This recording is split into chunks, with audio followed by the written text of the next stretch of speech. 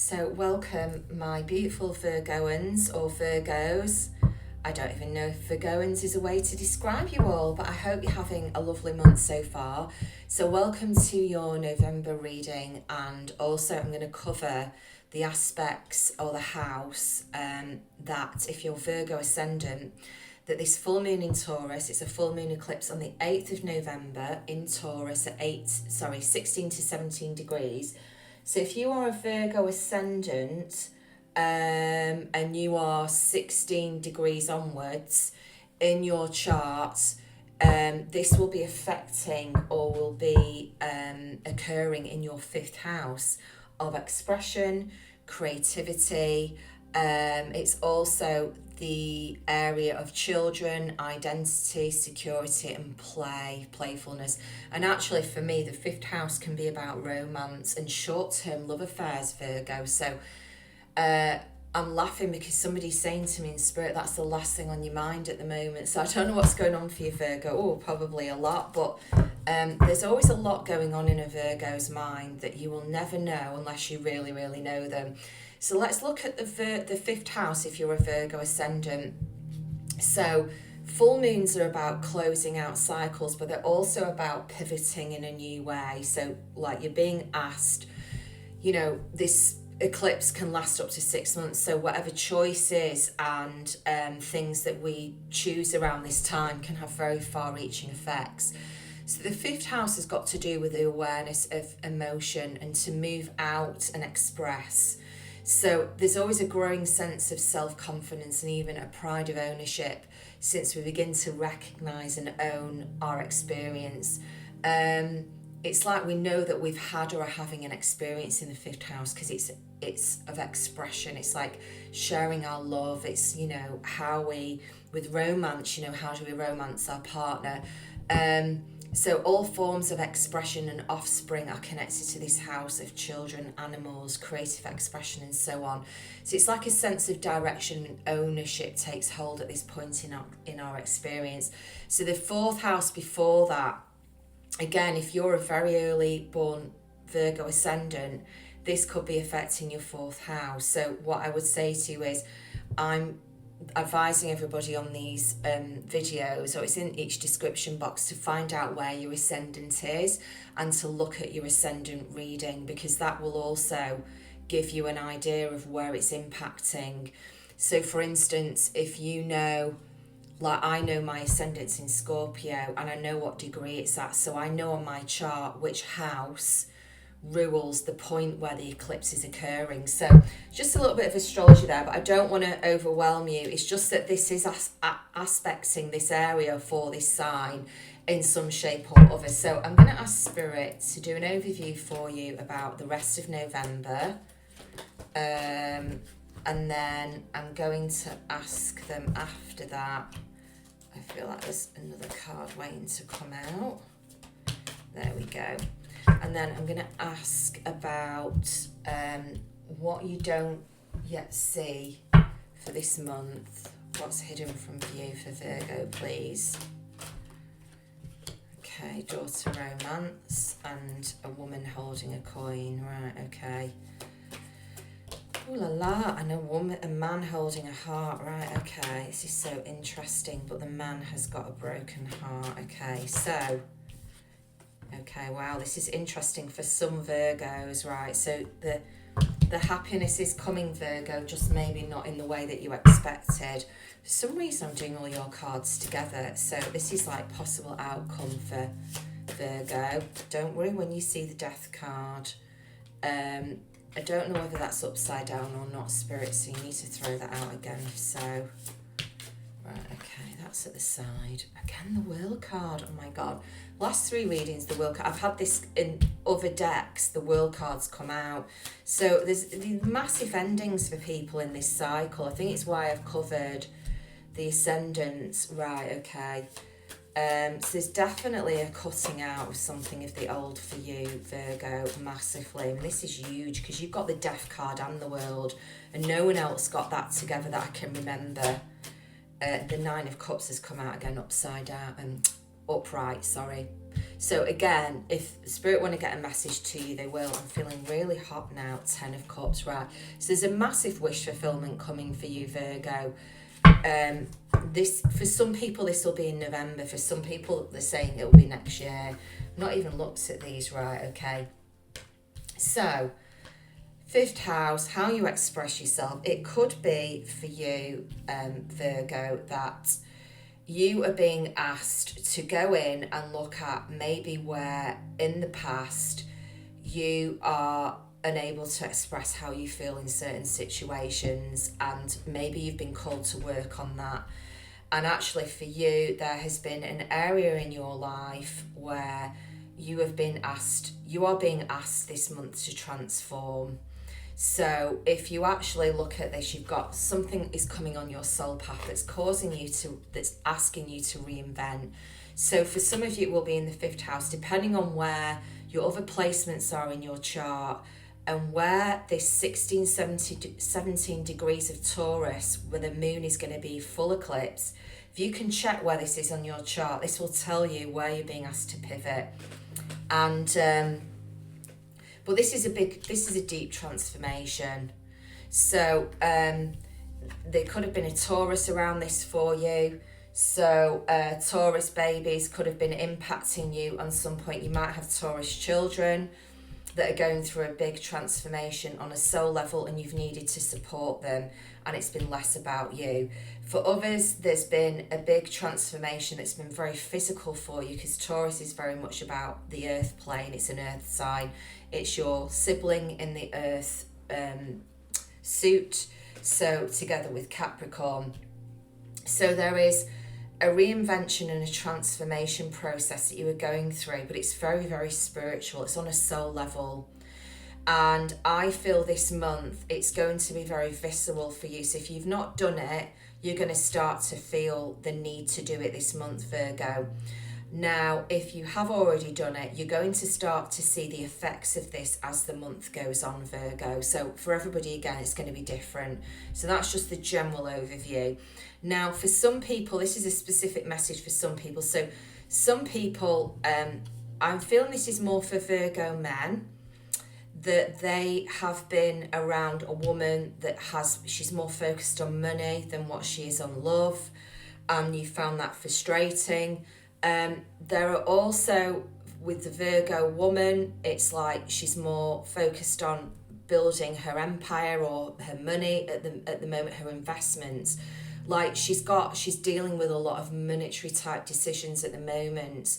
But there is a possible meeting of a man who wants love, tied to either dealing with the financial stuff. It could be like you're selling a house or something, or you're in a new job, and it's all like work, but you're earning great money after a while, after a long time, and then you meet somebody at work. But I don't get the work cards here. I just feel it's something to do with a business transaction or a financial transaction of some kind, which is opening up a door to romance. So you could either meet someone in this setting.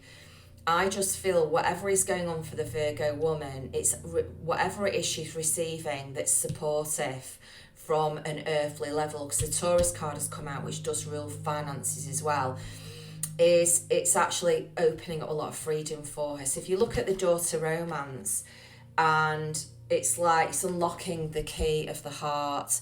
But what I get looking at this card for you, Virgo, is that there's a sense of freedom coming into your life, which is really bringing a lot of happiness for you. So it could be that if you've been in a relationship and it's just not working now, the all tied up and broken heart. So these are relationships that are karmic. So they're, you just the pull, get together, break up, get together, break up. It's like it doesn't ever seem to evolve further or put down roots. You put down roots and the same problems come up. So there is something about here, Virgo masculine energy, needing to not open up their heart, but to be much more willing to see the emotional side of life. And a lot of your healing, Virgo, has been around looking at things on a much more deeper level and not a superficial level. Sometimes the mutable signs, Sagittarius, Virgo, Pisces and Gemini can keep things quite surface level, but at some point on their path they will be called to dive deep. No one gets away with it, by the way. And for Virgo, it can be, I get stuck in my head a lot. And what's happening here is you're being guided. Your answers to a lot of whatever it is you've been dealing with are based in your heart. So you're either releasing things at the moment which are freeing you up financially, are bringing a lot of, that is bringing this. So the cornucopia card is where this is all heading, which is really, it's the fruits of labour. It's just like, it's like that you've got the Ten of Cups as well, Virgo. So this is going to be, whatever is closing out for you, it's like a wish fulfillment, actually, interestingly enough. So, you know, like sometimes people leave a relationship and then they feel this. I'm not saying every Virgo, and again, this is for people that are in karmic relationships and they know it's not working out. There's going to be an opportunity to really release this broken heart energy, because I actually feel this month for you, there might be like a relief of actually it's time to move on. Or for some people it could have been, you know, I haven't met anybody in years, and there's this healing of the heart that comes around. So because this broken heart and all tied up is like, you know, it's like that for me in these cards is like saying I've been in a codependent relationship or codependent relationships, and I'm having this opportunity this month or wherever around this full moon to release it. And it could be for you, the way to do it is to express with the fifth house. Nobody needs to know, Virgo. I won't tell anybody. You can write it down, you can journal it, you can speak out loud to yourself. Nobody's going to know. Spirit don't judge you, your guides don't judge you. Right, so let's go to your outcome. So that's probably what you might not see coming. Now your outcome is the Death card, which we know is a new beginning. It's always an ending. But this ending is bringing in a wish fulfillment. The Nine of Cups is there and the Ten of Cups. So the Ten of Cups is the happiest, if apart from the Sun. And like, I love the Lovers card because I'm just an old romantic. But the Ten of Cups is like, it's the peak emotional joy of life. It's having everything that you need and then some. And you are yet to close out this cycle. The world is sideways, so it's yet to happen.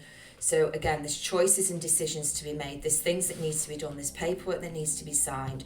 There's actions that need to be followed through with. The Six of Wands is victorious. So what they're saying is, you know, Spirit are not guaranteeing everything for you, because they're saying that it's up to you. It's your choice to take this and no one else. So if no action is taken, there's no, I'm going to move forward in my transformation. I'm going to let, Pluto is rebirth, death, transformation. It's where we let everything go and burn. It's Kali.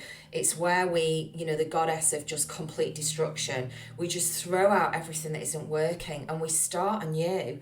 And actually, the Queen of Swords is highlighting this. So this is like, again, these three cards together were sideways, so they're neutral. It's like it's yet to happen for you, Virgo, but it's going to happen. You just need to make the decision. Again, Spirit won't make these decisions for us. But the Queen of Swords is following her knowing. It's her, the Queen of Swords, I've said this in one of my other readings, where she comes out like this, she's quite cold and disconnected from emotions, but she's not.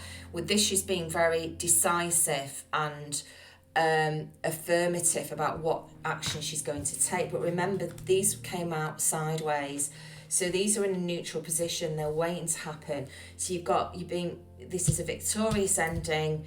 Whatever is coming that's calling you to close out. Again, I feel like a broken record this month, but this full moon is really powerful.